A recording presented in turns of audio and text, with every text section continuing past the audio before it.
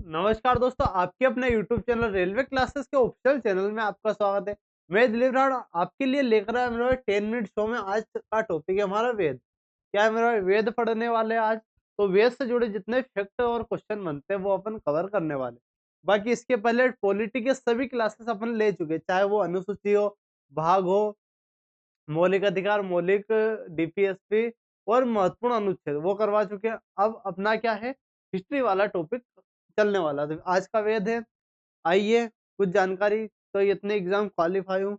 बाकी क्या मेरे भाई, तो वेद के बारे में कुछ जानकारी आपको याद होनी चाहिए। जैसे कि ऋग्वेद जो होता है, ऋग्वेद का स्त्रोत और प्रार्थना इसमें देखने को मिलती है। श्लोक, श्लोक और क्या ये मिलती है। ऋग्वेद सबसे पुराना वेद, इसके जो पाठक होते हैं उसको होत या होत्री बोल लेते हैं। और ऋग्वेद का जो उपवेद होता है वो कौन सा है, आयुर्वेद है मेरे भाई। यजुर्वेद में क्या, यज्ञ के बारे में, यज्ञ और अनुष्ठान के नियम के बारे में। यजुर्वेद को के पढ़ने वाले पाठक या कर्ता को अर्थवी बोलते हैं। इसका उपवेद क्या है, धनुर्वेद। सामवेद की बात करें, सामवेद संगीत और लय होता है। इसमें पाठक को उदाता और गंधर्व वेद इसका उपवेद है। अगर अर्थवेद की बात करें, जादू टोना वशीकरण रोग और रोग निवारण इसमें मिलता है। इसके पाठक को ब्रह्मा और इसका उपयोग शिल्प वेद है। इतने जानकारी आपको होनी चाहिए। बाकी अपन क्वेश्चन के फॉर्म में अब देखने वाले हैं। सबसे पुराना वेद कौन सा है मेरे भाई, सबसे पुराना वेद आपका ऋग्वेद सबसे पुराना है। इसमें 10 मंडल है, 1028 सूक्त है मेरे भाई। ये चीजें आपको याद रखनी है। सबसे पुराना अगर अर्थवेद की बात करूं तो ये सबसे नया है। अर्थवेद क्या है, सबसे नया वेद की बात करें तो अर्थवेद आपका सबसे नया है। नेक्स्ट, त्रयी नाम किसके लिए उपयोग किया। त्रयी, अगर वेद त्रयी आपने नाम सुना होगा, वेद त्रयी, वेद त्रयी में कौन शामिल नहीं, ये क्वेश्चन बहुत बार पूछा गया। तो त्रयी में कौन, क्या 3 वेद शामिल होते हैं, ऋग्वेद, यजुर्वेद, सामवेद। जो अर्थवेद होता है कौन सा मेरे भाई, अर्थव वेद। अर्थवेद वेद त्रयी में शामिल नहीं है, ये चीज आपको ध्यान रखना है। अगला देखिए, ऋग्वेद में कितने मंडल, ऋग्वेद में 10 मंडल होते हैं, 1028 सूक्त है।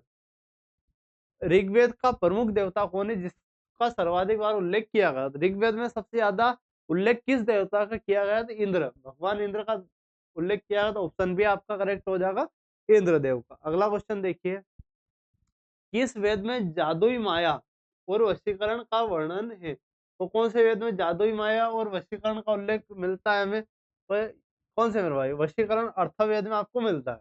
तो ऑप्शन डी आपका करेक्ट हो जाए, जादू टोने का उल्लेख यही मिलने वाला है।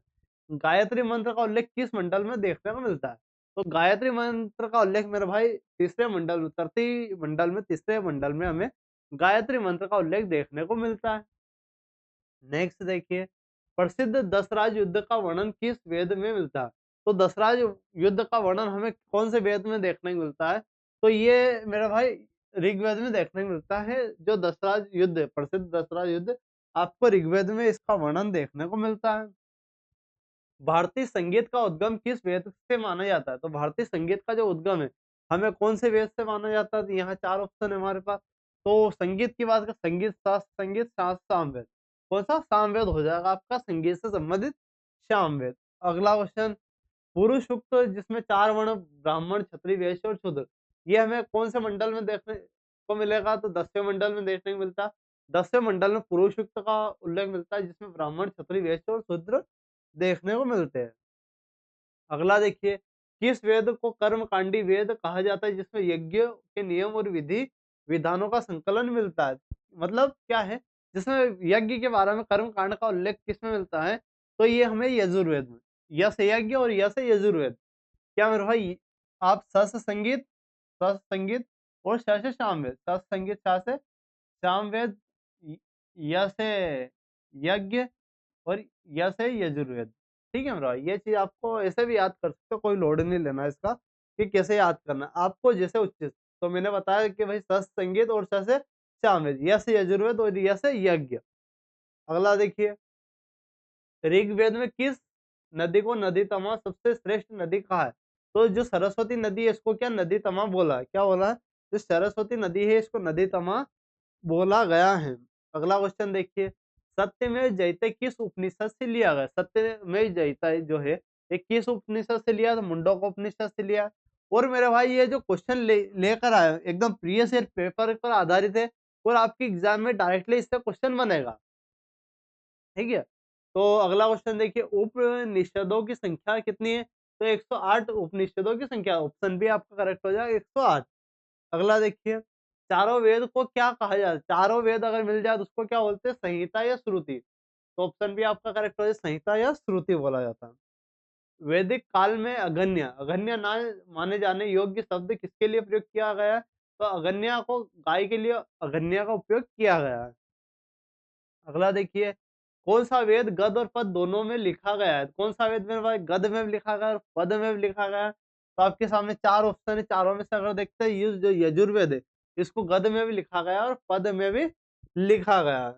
अगला देखिए, गोत्र शब्द का सर्वप्रथम उल्लेख किस काल में हुआ है? तो गोत्र का उल्लेख सबसे पहले किस काल में हुआ है?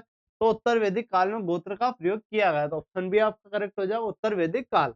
अगला क्वेश्चन देखिए, वैदिक काल में राजा द्वारा वसूल किए जाने वाले कर को क्या कहते थे? तो उस कर को क्या बोलते थे मेरे भाई? तो बलि बोलते थे। क्या बोला जाता था?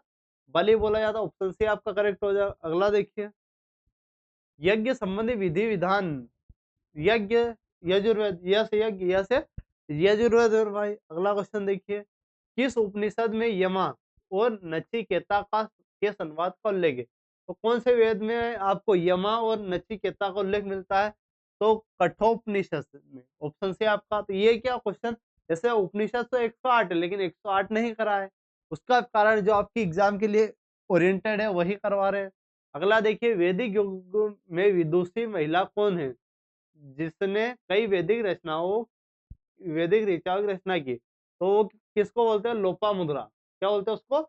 लोपामुद्रा के नाम से जाना जाता है। अगला देखिए, ऋग्वैदिक काल की सबसे महत्वपूर्ण संस्था कौन सी थी? तो ऋग्वैदिक काल की सबसे महत्वपूर्ण संस्था आपकी विधाता थी। कौन थी मेरे भाई?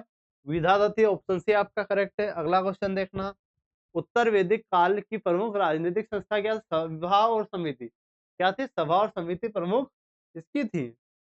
प्राचीन काल में निष्क, निष्क से जाने जाते, निष्क स्वर्ण आभूषण जो होते हैं उसको निष्क के नाम से जाना जाता है। अगला देखिए, किस वेद में सभा और समिति को प्रजापति की 2 पुत्रियां कहा गया है? तो ये अर्थवेद में बोला गया। तो ऑप्शन डी आपका करेक्ट हो जाएगा। नेक्स्ट देखिए, किस वेद में प्राचीन वैदिक युग की संस्कृति के बारे में जानकारी मिलती है? तो किस में मिलती है मेरे भाई? ये बताना है। तो क्या है? सांस्कृतिक। तो ये ऋग्वेद में मिलती है। ऑप्शन ए आपका करेक्ट हो जाएगा। नेक्स्ट क्वेश्चन आपके लिए, वेदों में अपौरुषेय क्यों कहा जाता है? वेदों को पौरुषेय क्यों बोलते? ये इसलिए बोलते हैं क्योंकि ये भगवानों द्वारा, देवताओं द्वारा रचित किया, क्योंकि वे देवताओं द्वारा रचित किए गए मेरे भाई। अगला क्वेश्चन देखिए, वैदिक काल में पणि किस वर्ग के नागरिक थे? तो पणि किस वर्ग के नागरिक थे? तो ये व्यापारी और पशुपालक के नागरिक थे। अगला क्वेश्चन देखना, पुराणों की संख्या कितनी है? पुराण जो है उनकी संख्या कितनी है? 18 संख्या है। तो ये मेरे भाई हमारी क्या है? वेद वाली क्लास हो चुकी है। तो ये क्लास आपको कैसी लगी? अगर मेरे भाई ये क्लास आपको अच्छी लगी और 10 मिनट शो आपको पसंद आ रहा है, तो वीडियो को लाइक कर देना और चैनल को अगर आपने अभी तक सब्सक्राइब नहीं किया, तो चैनल को सब्सक्राइब भी कर लेना। इनसे डायरेक्टली क्वेश्चन आपके एग्जाम में बनेंगे। मिलते हैं ऐसे ही वीडियो के साथ। धन्यवाद।